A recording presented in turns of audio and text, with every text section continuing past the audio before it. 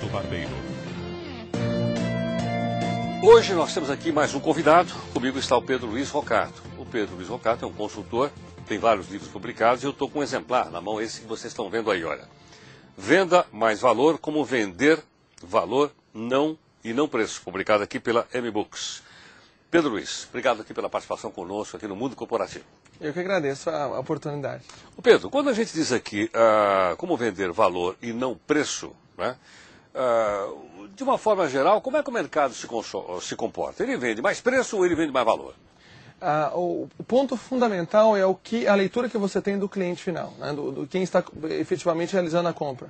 Quando você pressupõe que o cliente está buscando preço, o mais importante para ele é o menor preço, não preço de forma ampla. Porque nós temos o preço competitivo, o melhor custo-benefício, como também o menor preço. O menor preço é matemática, ou seja, se nós temos uma diferença, pode ser de 1 centavo, aquele que tem 1 centavo de diferença no preço menor é o menor preço. Então, quando você pressupõe que o cliente final está comprando preço, você já direciona a tua oferta pelo menor preço. E aí, consequentemente, todo o valor agregado da tua oferta, ela vai por água abaixo. E aí a única forma de ganhar é realmente conceder descontos. Na nossa metodologia, nós buscamos exatamente reverter esse quadro, porque o desconto concedido de forma indiscriminada, ele é um câncer na empresa. A partir do momento que a empresa sobrevive, a partir do momento que ela tem a rentabilidade, que tem uma operação com um resultado positivo. Então, a orientação do vendedor para um discurso alinhado qual é a necessidade do cliente, qual é a melhor solução para atender a sua necessidade, é um discurso mais centrado e que vai possibilitar a longevidade e sustentabilidade das empresas. Agora, então, Pedro, para que eu possa vender valor e não preço, eu tenho que vender o quê? A qualidade, a marca, a intangibilidade, a admirabilidade ou a parte física do produto? O ponto-chave é identificar o que é valor para o seu interlocutor. Então você está na frente do cliente, você tem que fazer, através de perguntas e leituras, até do comportamento, dos sinais que o cliente proporciona a você, você identificar o que é valor para ele. Pode ser marca, pode ser status, pode ser segurança, pode ser disponibilidade, pode ser emoção, pode ser uma série de valores. E o valor, às vezes mais de um, né? A soma de mais de um. Exatamente. E detalhe, o valor, a percepção de valor, ela é dinâmica. O que para você é valor hoje, amanhã numa visita a uma loja ou num contato corporativo, pode ser outro. Porque o momento tem um apelo elevado do momento. Então é fundamental que a nossa força de vendas sejam especialistas em gestores da percepção do cliente. A partir do momento que eu identifico o que é valor para você, eu vou direcionar todo o discurso da minha oferta para aquele valor, agora, ou valores. Agora, como é que eu posso identificar, então, o que é esse valor, sem correr, por exemplo, no erro de colocar o meu produto num preço acima que o consumidor final não pague? O ponto-chave é você, anteriormente à disponibilidade da oferta, a definição no modelo de precificação, definição de preço da tua oferta, você tem exercido um processo de pesquisa anterior, né? Para identificar a elasticidade de preço, qual é a faixa de preço que eu posso navegar na disponibilidade do produto. Isso é uma análise ampla, né? Nós temos que identificar quais os principais concorrentes, que mercado que eu estou inserido, qual a roupagem que eu vou dar no produto, o que eu vou proporcionar. Por exemplo, a capa de um livro, a capa de um DVD, dependendo da qualidade do material, da forma de apresentação, da criação, ele também influencia na percepção de valor. A mesma coisa a marca, a editora, a marca de um determinado produto, ela também inspira valor, a percepção de valor. Então tudo isso contribui no composite de preço e elasticidade de preço que eu tenho. Mas é fundamental, obviamente, antes que eu identifique qual é a margem o resultado que eu pretendo ter com aquele produto, que eu identifique o preço que o cliente está disposto a pagar por ele. Porque se o preço estiver disposicionado, eu tenho que fazer um processo de engenharia reversa, né? Onde eu vou identificar como reduzir os meus custos ou mudar a percepção do cliente para reposicionar o preço de maneira diferenciada. Com que ele vai comparar o meu produto? Esse é o ponto-chave. Nem sempre o que eu imagino o que eu gostaria que meu produto fosse comparado é o que o cliente compara. Então já começa o processo errado aí. Então, mas é isso, o cliente compara por preço. Como é que nós fazemos? Se ele compara por preço, você tem que identificar quais outros valores aliados ao preço. Porque o preço, ele é um dos fatores, ele não é o fator principal, é um fator de alta relevância. mas não é o fator principal. Então, a partir do momento que eu tenho um preço na minha cabeça, que eu estou disposto a pagar pelo livro, eu tenho que identificar esse livro, que valor que ele representa para você. Ele está diretamente relacionado a quanto você está disposto a pagar. Quando eu começo a agregar valor, identificar fatores que você possa não ter percebido, e relaciono isso ao meu produto, provavelmente o direcionamento de preço, a linha de preço pode ser elevada. Eu sempre digo, o comprador, ele está numa posição fragilizada, a partir do momento que ele não tem certeza de que o que você está disponibilizando é a melhor solução para o problema dele. Então ele vai estar sempre sendo posicionado numa posição vulnerável. Qual é um dos pontos-chave para a venda de valor agregado? Proporcionar segurança ao cliente. Né? Estabelecer um canal de confiança, onde você mostra para ele que efetivamente aquilo que você está proporcionando como oferta é a melhor solução para o problema dele. Agora, você acha que isso vale também para as vendas de impulso?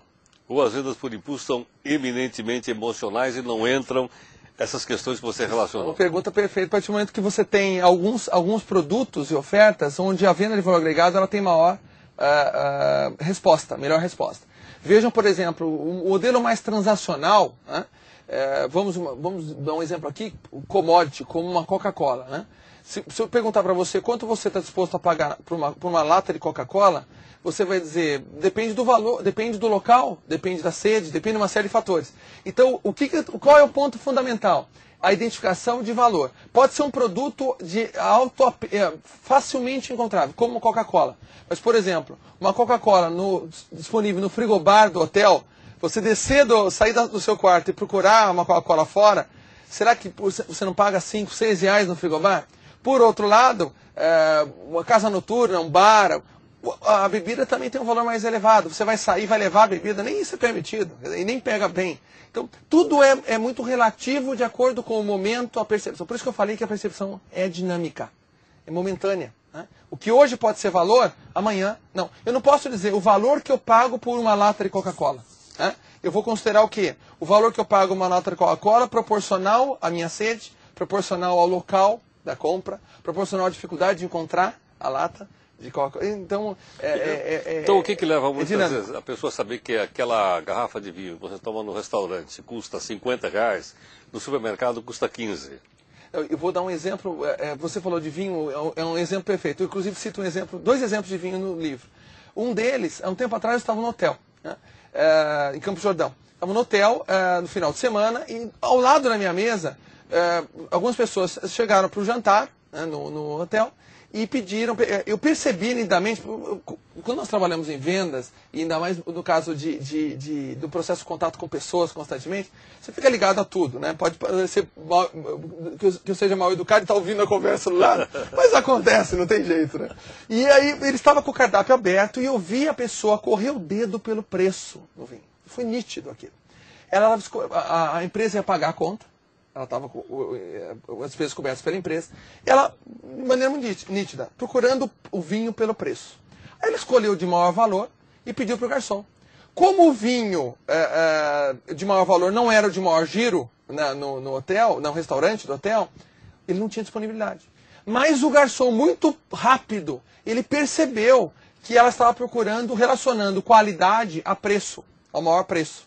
O que ele fez? Ele, de maneira muito sutil, falou para ela, nós temos vinhos muito bons, que não necessariamente são os de maior valor, maior preço no cardápio, mas são vinhos muito bons. Se a senhora quiser, eu posso sugerir um vinho de altíssima qualidade por um preço mais acessível que eu tenho disponibilidade em estoque. Ou seja, essa percepção que nós temos muitas vezes de produto importado, produto bom, produto nacional ruim, e vice-versa, são percepções que nós temos. O vendedor, o profissional de vendas, tem que gerenciar essa percepção através das perguntas, dos sinais, mas tomar muito cuidado também. Né? Imagine o tato que esse garçom teve que ter para não dizer que o vinho, o critério de escolha dela não era o mais indicado. Né? Sim, bom, tem certos casos que ficaria muito mais difícil, já que nós estamos tocando na questão do vinho. Imagine se ele dissesse, bom, eu tenho aqui um vinho nacional. Você já imaginou a situação, né? Tem um outro estudo que foi apresentado na Época Negócios sobre vinhos, Eles colocaram pessoas numa sala que eram não especialistas em vinho, mas pessoas que tomavam com muita frequência o vinho e consideravam como de elevado conhecimento, mas não técnico, né? Colocaram os vinhos sem etiquetas de preço, inicialmente, e sem rótulo. Né? Só que depois eles inverteram as etiquetas de preço de colocar um vinho mais barato com a etiqueta mais cara. E disponibilizaram para as pessoas beberem. Isso é um estudo comprovado. 100% dos casos, Heródoto, as pessoas que tomaram o vinho mais barato com etiqueta mais caro escolheram como o melhor vinho. Resumo da história. A nossa mente nos deixa em situação contraditória, porque antes de virar a taça do vinho, eu já defini vinho bom, vinho caro, vinho barato, vinho ruim. Antes de que eu tivesse experimentado o vinho, no estudo foi apontado essa questão. O critério não era um critério de experimentação. Não, não. Antes de sentir o buquê, o sabor do vinho, eu já defini que vinho barato é vinho ruim. Quer dizer, eu já prejulguei o produto antes de experimentá-lo. Exatamente. E aí você acha que cabe, então, ao vendedor reverter o processo? Sem dúvida. Ele tem condições de reverter o processo? Com muito tato. Porque imagine você numa situação de compra, que volto a dizer, querendo ou não, é uma situação de fragilidade do cliente, você dá a entender que conhece mais o cliente. Né? Então, por isso eu não tenho que dizer que você fez uma má escolha. Eu tenho que dizer que existem outras alternativas, eu tenho que dizer, sugerir, né, o caminho. Eu sempre digo que a sugestão, o profissional de vendas tem que conduzi-lo pelo caminho. E não de maneira superior ou arrogante, muitas vezes, dizer provar o seu conhecimento. O melhor vendedor não precisa dizer que ele sabe mais ou menos do que ninguém. Ele tem que ser especialista em clientes. E nessa condução de relacionamento com o cliente, no desafio da venda. Agora, você disse, ele tem que ser especialista em cliente. Mas, geralmente, tenho até convidado aqui, conversado com pessoas, não, ele tem que ser um especialista em venda. Ele tem que ser um especialista em venda e não em produto. Né? A venda, ela está diretamente relacionada a um perfil ou a um grupo de clientes que frequentam, no caso de varejo, a sua loja, ou em outros casos, como numa venda corporativa, que são empresas que você, ou sua força de vendas, visita para realizar negócios. Então, ele tem que ser especialista nesse nicho de mercado que ele trabalha, nesse grupo de clientes que são clientes prospects para a sua operação, e óbvio que estão relacionados aí à especialidade que ele tem em termos de portfólio, de produtos. Né? Então, agora ele não tem que ser especialista em produto, ele tem que ser especialista na aplicabilidade do produto para aquele cliente. E volto a dizer, para isso eu preciso entender o que você vai fazer com o produto, para orientá-lo se esse ou aquele são as melhores alternativas.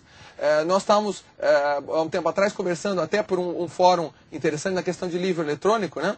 Veja, por exemplo, se eu atrelar o livro, o desenvolvimento do conteúdo exclusivamente ao livro, quando não surge um outro produto que o meu livro vai ser inserido, eu fico de mãos atadas. Então eu tenho que desvincular o produto em si, a forma que ele está sendo comercializado. Hoje é impresso, amanhã pode ser eletrônico, amanhã pode estar vinculado a um iPad, a um e-book, ou seja qual for o dispositivo, ou de outra forma. Como nós temos hoje livros onde você pode ouvir o livro, né? Então, essa interatividade e dinamismo é fundamental. O que interessa é por que eu estou comprando, qual o valor que eu tenho nesse livro. A partir do momento que eu vejo o valor nesse livro, independente do meio e do produto a ele relacionado, eu vou realizar a compra. Se eu não vejo valor, não tenho percepção de valor ou a percepção de valor é baixa, eu não vou ter efetividade na venda. Então esse é o ponto central. Agora, como é que isso influi na cadeia, na distribuição de um determinado produto? A venda de valor agregado, ela tem que ser trabalhada por todos os elos da cadeia. Agora, o ponto inicial, o revendedor que atende o cliente final. Porque se o revendedor que atende o cliente final não estiver setado o discurso para a venda de valor agregado, a cadeia toda vai ser prejudicada. Por quê? A partir do momento que eu percebo, eu assumo que o cliente está comprando preço e o mais importante para ele é o menor preço, eu vou comprar o que do distribuidor? Preço. O distribuidor vai comprar o que do fabricante? Preço. Mudei a cadeia toda, voltada a preço, a menor preço. Quando eu trabalho o valor agregado na ponta da cadeia, ou seja, no contato com o cliente final, eu afeto a cadeia toda de maneira positiva. Porque eu começo a valorizar o direcionamento da percepção de valor do cliente, e não só menor preço. Preço competitivo, todos nós temos que ter sempre. Claro. Mas o competitivo se refere a quê? qual é o produto que a minha oferta está sendo comparada a que produto. Aí eu tenho o preço competitivo. Né? Não necessariamente o menor preço, mas sim ofertas comparáveis. E aí a diferença de valor percebida. Agora, você acha que nós estamos nesse caminho, ou seja, com a entrada de novos consumidores no mercado, especialmente o pessoal da camada D, que veio para a camada C da população, a percepção ainda é o preço? A percepção elevadíssima é preço. Elevadíssima é preço. E, inclusive, você pega grandes redes de varejo com um discurso centrado em menor preço. Sem dúvida. Casa Bahia, cobrimos por exemplo, qualquer oferta. Tal. Volto a dizer, Ah. o preço vai ser sempre importante, mas não necessariamente o menor preço. Não é? O menor preço, volto a dizer, pode ser uma oferta, pode ser uma diferença de R$1, de 1 centavo. Eu vou buscar quem tem menor preço.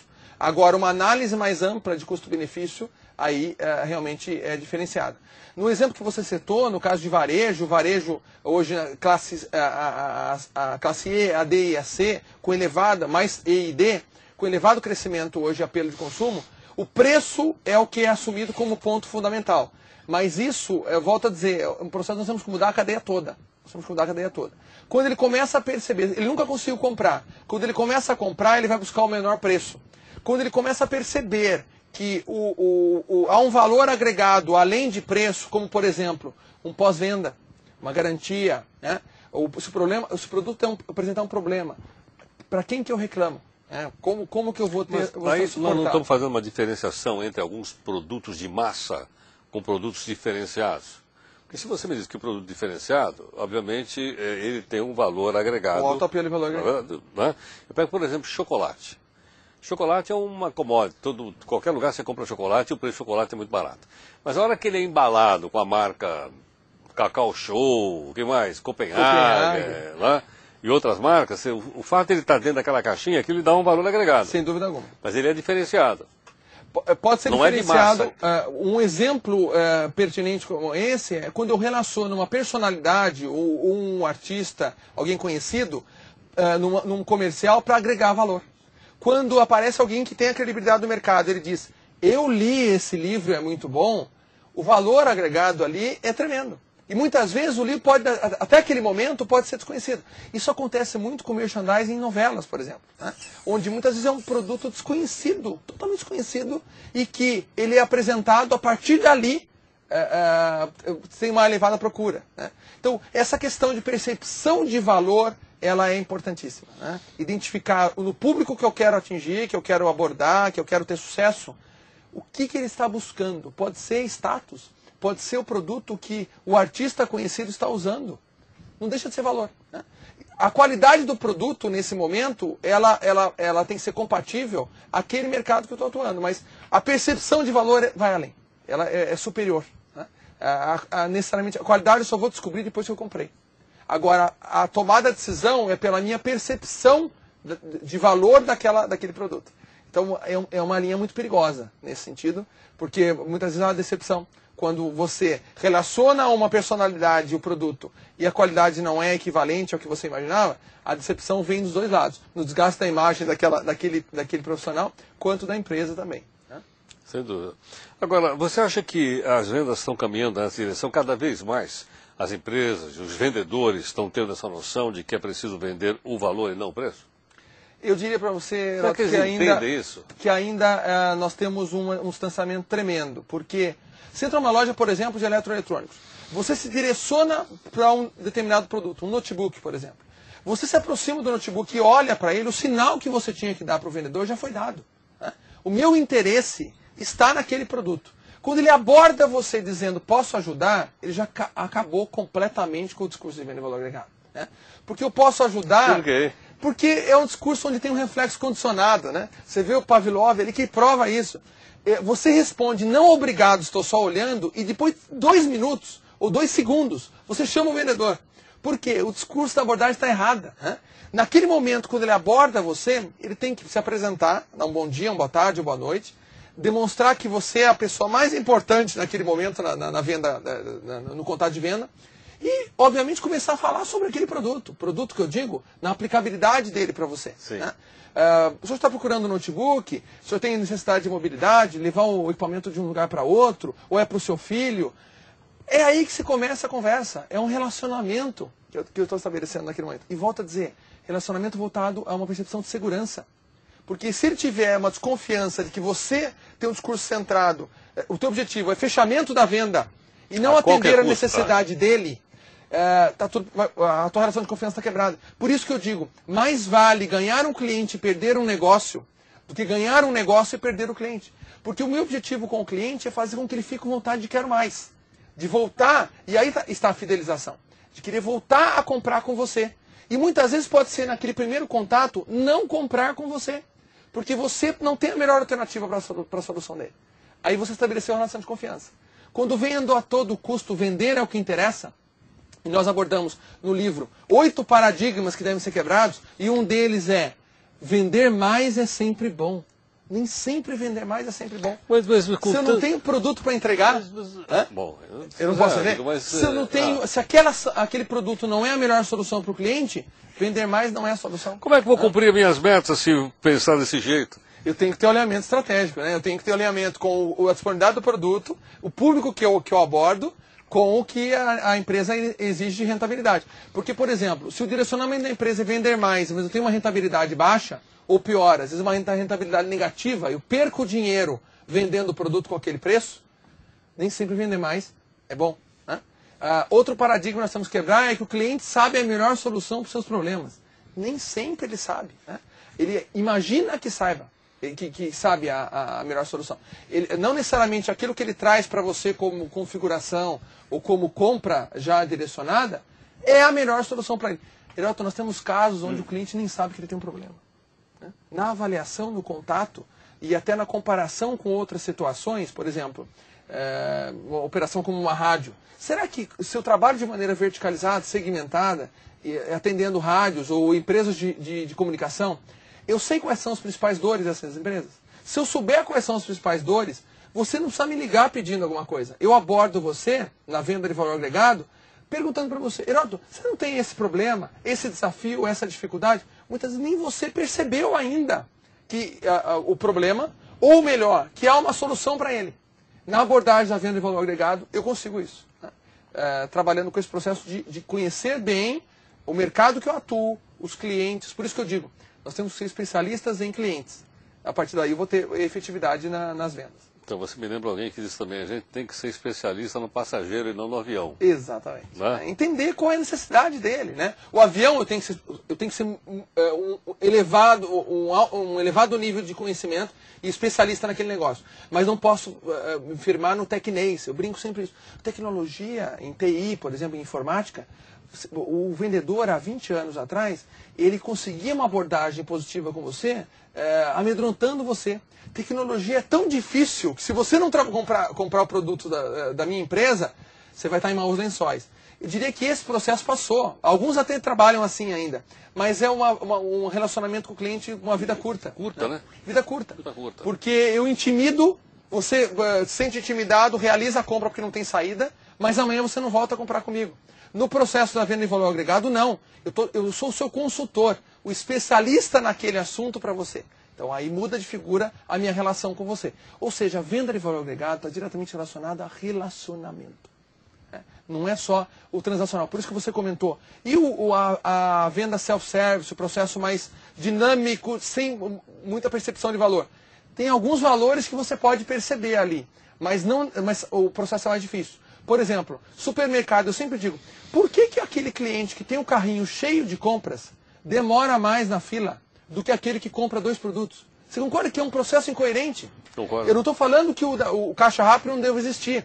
Mas será que o outro, que está 1 hora dentro da sua loja, o carrinho lotado, ele olha e fala, puxa vida, devia ter comprado menos. Porque se eu comprasse um número menor de produtos, o caixa iria mais rápido. Olha que incoerência. É verdade. É uma incoerência. É Quer dizer, eu estou sendo punido por comprar mais. Por comprar mais. Eu já vi casos onde o cliente conta na cestinha e deixa produtos.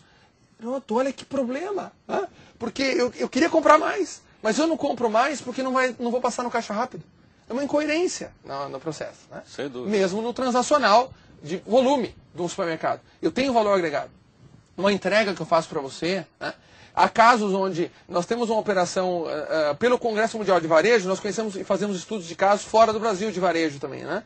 E há um caso da Tesco, que ela tem pessoas andando, senhoras, andando no supermercado, sem crachá. Para quando você para numa gôndola, ela percebe que você está procurando o produto, ela aborda como se fosse um cliente. Como se ela fosse um cliente. Ela aborda você de maneira super educada, amigável, amável, pergunta, Heródoto, não sabe o nome, né, mas você está procurando algum produto que não está encontrando? A aveia que você está querendo está na gôndola do lado.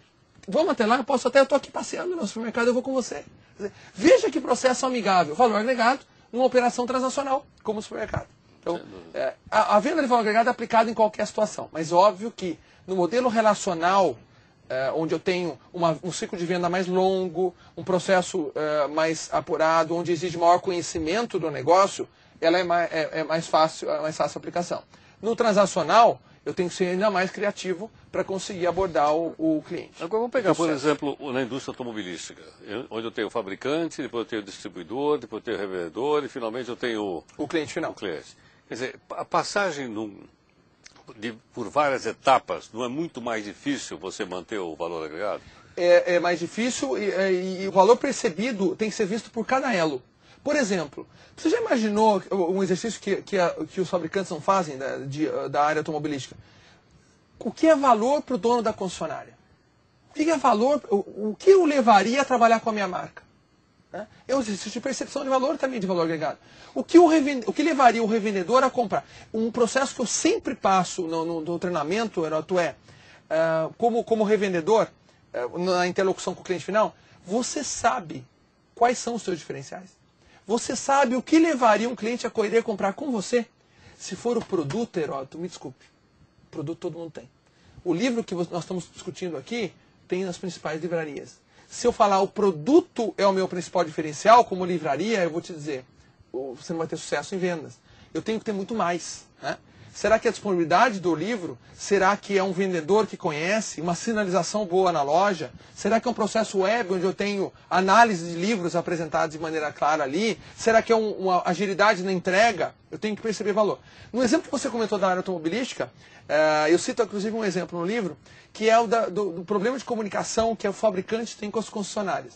Você deve ter visto um anúncio num jornal no domingo, meia página, página inteira, um encarte muitas vezes, com ofertas de determinadas marcas e a lista de concessionárias ali. Não sei se você já passou por uma experiência negativa. Eu já fui em várias concessionárias, você muitas vezes está com o jornal no carro, você aborda o vendedor na concessionária, já falando sobre tudo, então eu brinco que você é um cliente cirúrgico, você sabe mais do que ele, você pesquisou antes, e ele não sabe nada. Ele não sabe a oferta que você tem na mão, ele sequer pegou o jornal no domingo para olhar o que os concorrentes estavam anunciando. Que é um processo básico, não estou nem falando que a marca que ele representa está... E além disso tem um problema de comunicação do fabricante com a concessionária. Ela não informa bem o profissional de vendas. Então o profissional de vendas, quando recebe a sua visita, não está preparado para dar um show. Ele não está preparado para abordar você com o discurso de venda de valor agregado. Ele simplesmente nessa hora vai ganhar como? Desconto de novo. Ele vai perguntar que carro que você quer, vai ver o que ele tem em estoque, vai ver o preço mínimo que ele pode chegar e financiamento também, que hoje é um valor na concessionária, e fecha o negócio. Quer dizer, quando eu vou para uma concessionária, eu quero saber se ele vai ser o merecedor da minha compra. Né? Esse profissional vai ter que agregar algum valor, porque o carro todo mundo tem. Eu posso escolher a concessionária A, a B ou a C. O carro vai ser o mesmo. O preço hoje não é o principal diferencial, é muito próximo. Né? Aí eu vou negociar o tapete, eu vou negociar o protetor do cárter. Será que é essa referência de querer levar alguma vantagem? Ou será que é uma abordagem, atenção, cordialidade, um test drive que ele me acompanha e me motiva a comprar aquele carro? Aí eu tenho valor agregado e não no processo transacional. Né? Pedro Luiz, muito obrigado aqui pela sua participação conosco. Muito obrigado. Eu que agradeço a oportunidade. Muito vibrante, bastante explicativa, educativa a tua entrevista. Pedro, o pessoal que quiser entrar em contato com você, como é que faz? Além de, obviamente eu vou passar aqui o endereço da semana, mas qual é o teu contato? Então, nós lançamos agora dia 2 o portaldocanal.com. Então, www.portaldocanal.com, e ali tem uma série de conteúdos disponíveis, informações dos livros, posts nos blogs, artigos, todos tratando sobre esse assunto. Canais de venda e distribuição, e a venda de valor agregado. Então é um conteúdo disponível para os leitores, para os usuários, para ter esse processo dinâmico de aperfeiçoamento, de formação voltado a esse tema. Pedro Luiz Rocato. Pedro, muito obrigado pela gentileza, pela participação conosco aqui na CBN. Muito obrigado. Obrigado. Bom, você acabou de ver aqui no nosso espaço na internet mais uma entrevista agora com Pedro Luiz Rocato. Pedro Luiz é autor do livro, então, vou mostrar de novo para você, Venda Mais Valor, subtítulo Como Vender Valor e Não Preço. Uma coisa realmente interessantíssima, extraordinária essa. Esse livro é publicado aqui pela M-Books. Eu quero dizer que o conteúdo fica aqui à sua disposição na internet, para você ver quantas vezes você quiser. O espaço também para fazer perguntas, comentários, etc., fica aqui à sua disposição na internet. Isso tudo eu quero dizer que você entra na página do cbn.com.br e clica lá no blog do Barbeiro que sou eu. Que, aliás, tem outras e outras atrações dentro do blog, onde você vai poder encontrar, por exemplo, desde o papo com freguês, que as pessoas comentam, bate-papo, umas tardes de bate-papo. Mas você pode também achar a biblioteca da barbearia, porque é uma barbearia que se preza tem que ter uma biblioteca. Não importa se um livro é de... no caso aqui o livro nem é de papel e tinta, mas é um livro sonoro. Você tem lá um pequeno resumo dos livros que eu tenho feito aqui no final de semana, chamando a sua atenção sobre os principais lançamentos do país. Mais uma vez eu quero agradecer aqui a gentileza da sua participação e de sua audiência conosco, tanto aqui no portal da internet, quanto no jornal da CBN. Até mais e obrigado.